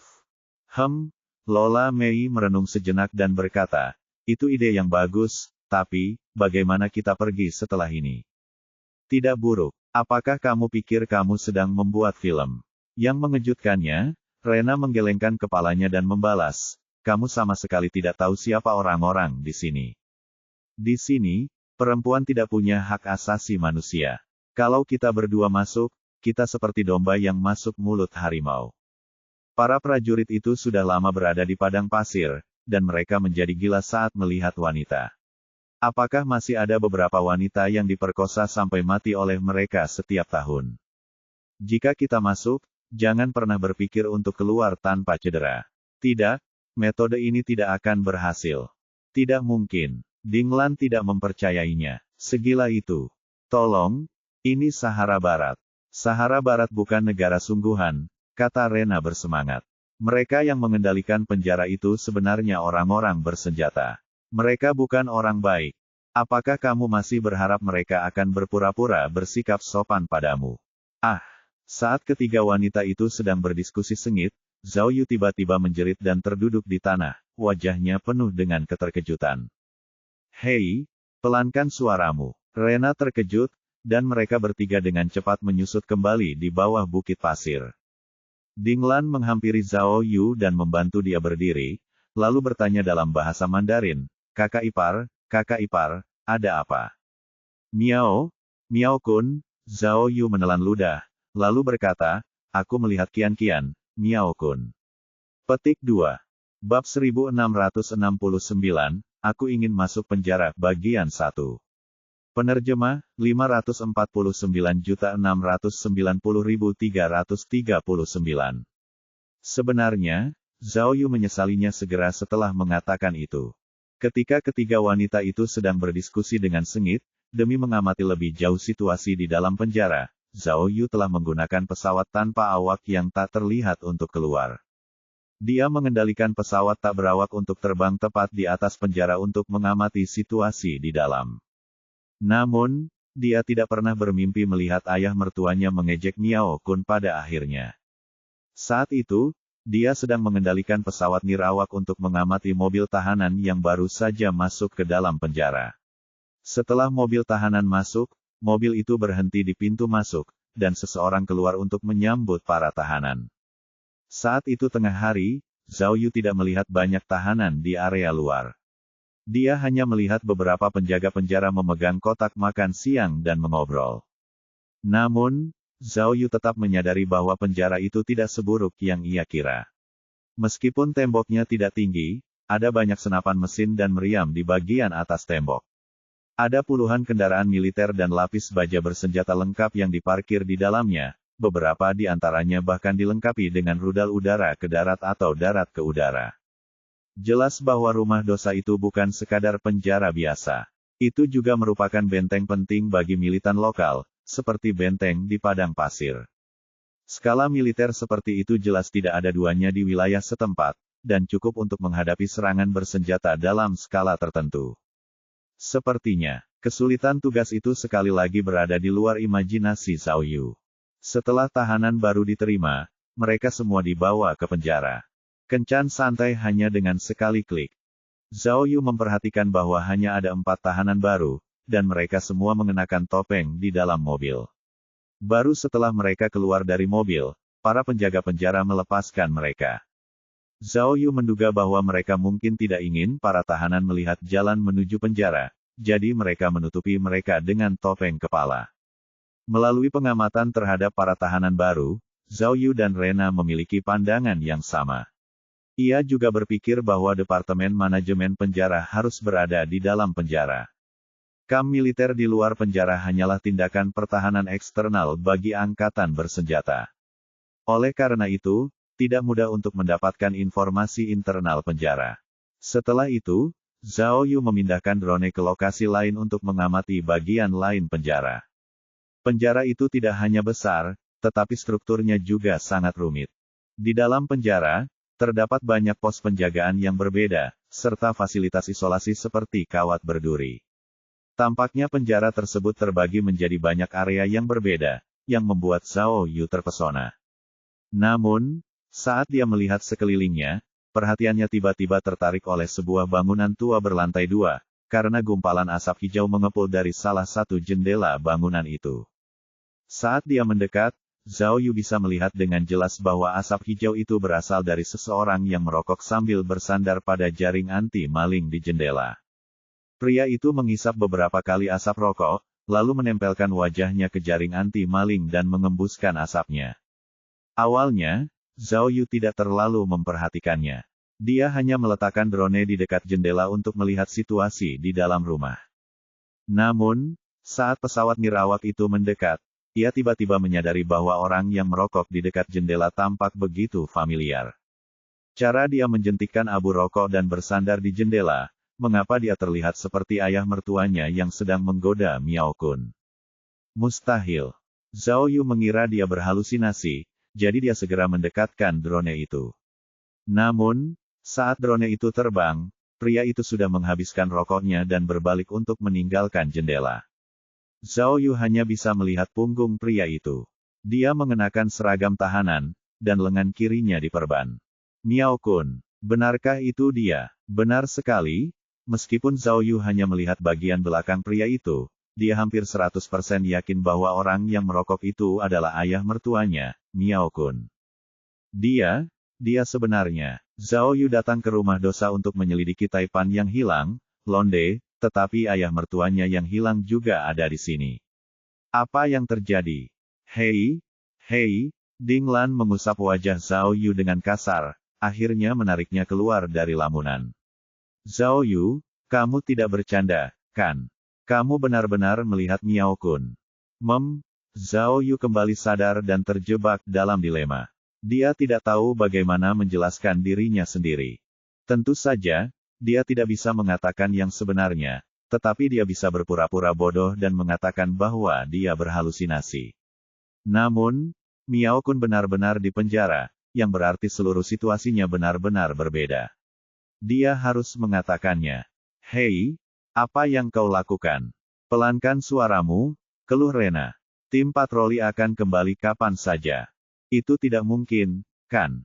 Amiola melihat melalui teleskop dan bergumam, pada jarak ini, aku tidak bisa melihat dengan jelas bahkan dengan teleskop. Bagaimana kau melihatnya? Apakah kau terkena stroke? Katakan sesuatu, apakah kamu melihatnya atau tidak? Ding Lan bertanya lagi. Zhao Yu akhirnya punya ide. Dia langsung menunjuk ke penjara dan berkata, tidak mungkin. Bukankah kalian baru saja melihatnya? Miao Kun baru saja melewati penjara. Aku yakin itu. Omong kosong. Rena mengerutkan kening. Apakah kamu memiliki mata sinar X? Kamu dapat melihat bagian dalam penjara dari sini. Tidak, itu ada di tembok kota. Ayo, apa yang kalian lakukan tadi? Zhao Yu mengarang cerita, kalian hanya berpikir untuk menggunakan perangkap kecantikan, kan? Miao Kun tadi ada di tembok kota.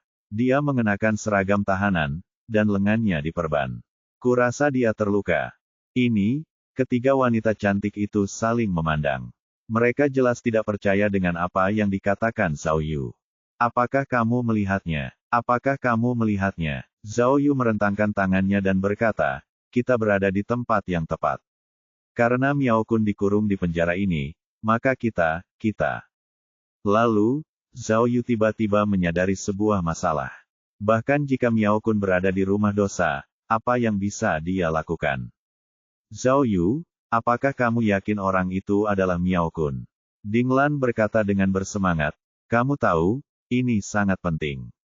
Aku harus segera melaporkannya. Zhao Yu menganggukkan kepalanya dengan yakin, menunjukkan bahwa dia tidak akan pernah bercanda tentang hal-hal seperti itu. Ini buruk, kata Amerola muram. Mengapa aku merasa kita terlambat? Jika Miao Kun benar-benar di penjara, maka Londe, cek. Memang, Zhao Yu punya perasaan yang sama. Dia menduga bahwa Miao Kun telah diperalat oleh seseorang atau telah jatuh ke dalam perangkap dan terperangkap di sana. Karena itu, apapun yang terjadi, dia harus menyelamatkannya. Rena, Dinglan berbalik dan bertanya, kamu bilang orang-orang di sini hanya peduli dengan uang, bukan orang. Apakah kamu punya cara untuk mengeluarkan Miao Kun? Ya, kata Rena canggung. Aku hanya bisa membantumu bertanya, tapi, aku sedang dalam situasi yang agak sulit saat ini. Petik 2. Hasan dan orang-orangnya pasti telah memasang jebakan untuk teman-temanku. Selama aku menghubungi mereka, kita mungkin akan ketahuan. Menurutku, kata Amiola, itu juga tergantung pada situasi dan kejahatan apa yang dilakukan Miao. Jika kamu telah melakukan kejahatan serius, aku khawatir kamu tidak akan mampu menanggungnya tidak peduli berapa banyak uang yang kamu keluarkan, kan? Tidak akan berhasil jika kita melalui pemerintah, kata Rena. Orang-orang di sini tidak peduli dengan situasi internasional. Baik itu Cina atau Maroko, mereka pasti tidak akan membelinya. Aku tidak peduli tentang itu sekarang. Dinglan berkata dengan cemas, Rena, sebaiknya kau gunakan koneksimu. Paling tidak, kita perlu bertemu Miao Kun dan bertanya kepadanya tentang situasinya terlebih dahulu. Aku khawatir tidak akan semudah itu untuk bertemu dengannya, kata Rena sambil menggelengkan kepalanya. Kudengar berkunjung tidak diperbolehkan di rumah dosa. Bagaimana dengan ini? Pada saat kritis, Zhao Yu tiba-tiba menyela ketiga wanita itu dan berkata dengan nada yang sangat serius, bantu aku memikirkan cara untuk membiarkanku menjadi tahanan. Selama aku bisa masuk, kamu tidak perlu khawatir tentang hal lain. Bab 1670, Aku ingin masuk penjara, bagian 2. Penerjemah, 549.690.339. 2 hari kemudian, di satu-satunya jalan menuju rumah dosa, sebuah mobil tahanan perlahan melaju menuju penjara. Total ada 3 sipir penjara dan 4 narapidana di dalam mobil itu. Seperti biasa, keempat tahanan itu semuanya mengenakan penutup kepala dan belenggu hitam. Namun, tepat saat mobil tahanan hendak mencapai rumah dosa, seekor unta tiba-tiba muncul di jalan. Unta itu tergeletak di tanah, menghalangi jalan kereta penjara. 2 orang Arab bertubuh ramping dan berjubah besar sedang menarik unta, namun entah mengapa unta tersebut tidak dapat bergerak. Didi. Mobil penjara berhenti di depan unta, dan pengemudi membunyikan klakson, mendesak pengemudi untuk bergegas. Namun, tidak peduli seberapa keras kedua orang Arab itu menarik, unta itu tidak bergerak. Tanpa daya, mereka berdua berbalik dan melambaikan tangan, memberi isyarat kepada orang-orang di dalam mobil untuk datang dan membantu. Unta yang menghalangi jalan merupakan fenomena yang sangat umum di daerah gurun, jadi pengemudi dan sipir penjara di mobil tahanan tidak terlalu mempermasalahkannya. Mereka segera membuka pintu dan keluar untuk memeriksa. Mereka berpikir bahwa apapun yang dilakukan unta itu, mereka berempat akan dapat menariknya ke pinggir jalan. Namun, ketika mereka tiba-tiba menemukan masalah. Mereka terkejut melihat bahwa bukan unta itu yang tidak bisa bergerak, tetapi kukunya telah diikat dengan tali. Menyadari ada yang tidak beres, kedua sipir penjara itu terkejut dan langsung mengangkat senjatanya. Petik 2. Namun, kedua orang Arab itu, yang telah bersiap untuk ini, telah bergerak. Gerakan mereka cepat dan tajam, dan mereka mengejutkan sipir penjara. Sebelum dia sempat mengangkat senjatanya, dia sudah pingsan. Kencan santai hanya dengan sekali klik. Daftar dan mulailah bertemu wanita di daerah Anda hari ini. Saat itu, sipir penjara yang duduk di dalam mobil tahanan melihat situasi tersebut.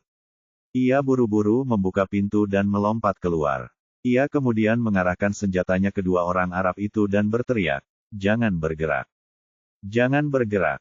Namun, dia hanya berhasil berteriak, "Jangan bergerak," 2 kali sebelum lehernya dicekik oleh seseorang yang tiba-tiba muncul di belakangnya. Pada saat yang sama, seorang pria Arab lain dengan jubah panjang berlari mendekat dan menghindari senapannya. Pria itu hanya mengerang beberapa kali sebelum dia dicekik hingga pingsan. Ketiga penjaga penjara itu dengan mudah ditundukkan. Setelah memastikan bahwa mereka benar-benar tidak sadarkan diri, orang-orang Arab itu melepaskan cadar mereka. Itu adalah Zhao Yu dan ketiga wanita cantik itu. Namun, melumpuhkan para penjaga penjara bukanlah keseluruhan rencana mereka. Itu baru permulaan. Ketika beberapa dari mereka membuat gerakan tangan, mereka mulai dengan gugup dan sibuk melanjutkan ke langkah berikutnya. Rena kembali ke unta untuk melepaskan ikatannya. Di sisi lain, Amelia menemukan dokumen pemindahan tahanan di ruang kontrol dan mencari tahanan yang cocok. Dinglan mengambil kunci tahanan dari penjaga. Pada saat itu, Dinglan, yang mengerti bahasa Arab, menggelengkan kepalanya ke arah Zhao Yu setelah membaca pesan itu, lalu berkata dengan suara rendah, "Zhao Yu, sudah kubilang jangan. Lihat nama-nama ini, semuanya adalah nama khas Afrika. Begitu mereka melihat wajahmu, mereka mungkin akan ketahuan. Lagi pula, kamu tidak tahu bagaimana berbicara bahasa Arab," katanya. "Sudahlah, jangan banyak bicara."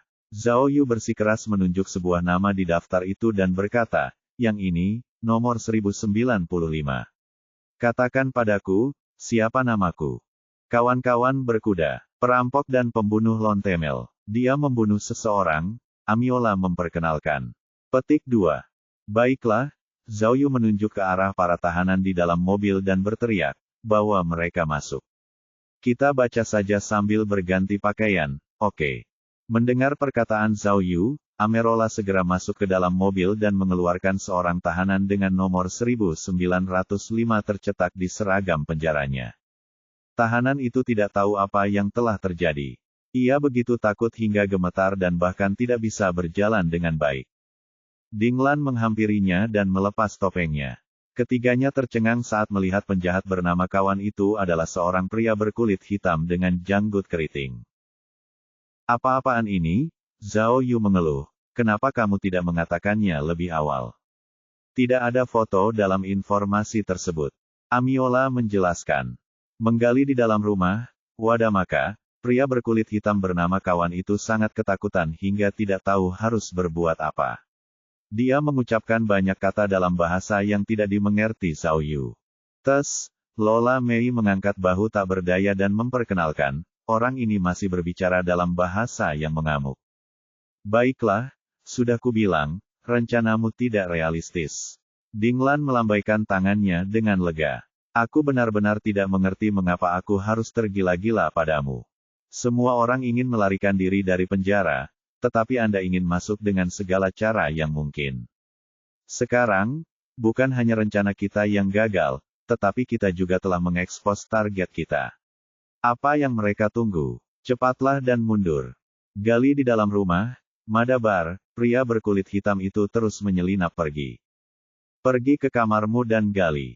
Zhao Yu maju dan meninju Kawan, membuatnya pingsan. "Tidak," katanya pada Dinglan. "Kita akan tetap pada rencana. Karena tidak ada foto pada serah terima, kurasa orang-orang di dalam tidak punya informasi lebih rinci." Saat itu, Amiola mendengar gerakan aneh dari tahanan lain di dalam mobil, dan dia segera masuk ke dalam mobil sambil membawa senjatanya. Zhao Yu mengambil kunci dari tangan Ding Lan dan membuka borgol serta belenggu kawan dari gerombolan berkuda, lalu mulai menanggalkan pakaian tahanan itu. Zhao Yu, apakah kamu gila?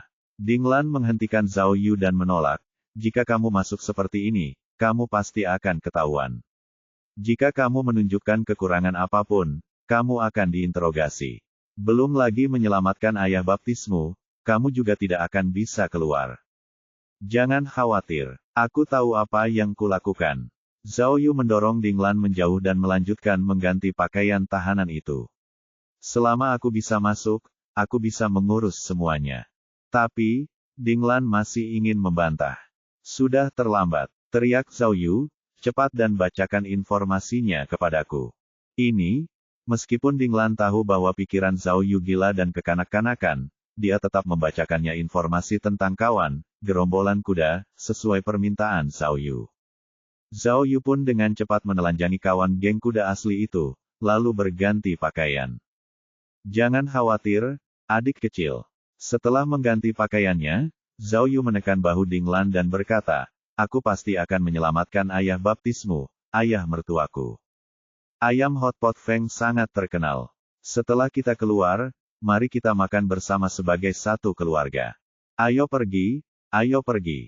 Saat itu, Rena sudah mengurus unta itu. Ia berlari menghampiri dan mendesak, seseorang akan segera datang dari penjara.